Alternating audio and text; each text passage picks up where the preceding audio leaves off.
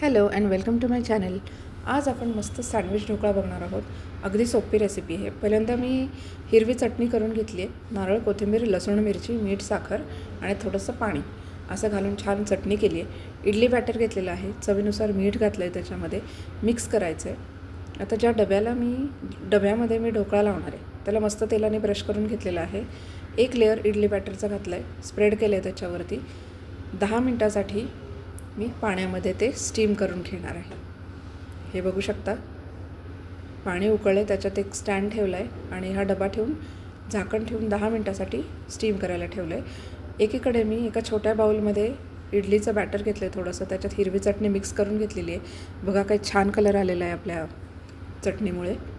तर 10 मिनटांनी तो डबा काढला आणि त्याच्यावरती हिरवं लेअर जे आहे हिरव्या बॅटरचं हे स्प्रेड करून घेतलं आहे. पुन्हा 10 मिनटासाठी झाकण ठेवून स्टीम केलेलं आहे.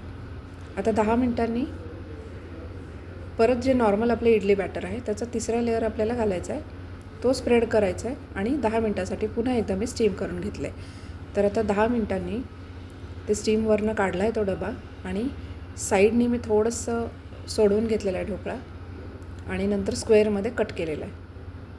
हे बघू शकता, व्यवस्थित कट करून झालेलं आहे. एकीकडे मी फोडणी केली आहे, तेल तापवलं आहे, त्याच्यामध्ये मोहरी, हिंग आणि कढीपत्ता एवढंच घातलं आहे. हा बघू शकता आपला सँडविच ढोकळा रेडी झालेला आहे. छान लेअर आलेले आहेत आणि इथे मी फोडणी घातलेली आहे त्या ढोकळ्यावरती. अशा पद्धतीने आपला छान लेअर्ड असा सँडविच ढोकळा रेडी झालेला आहे.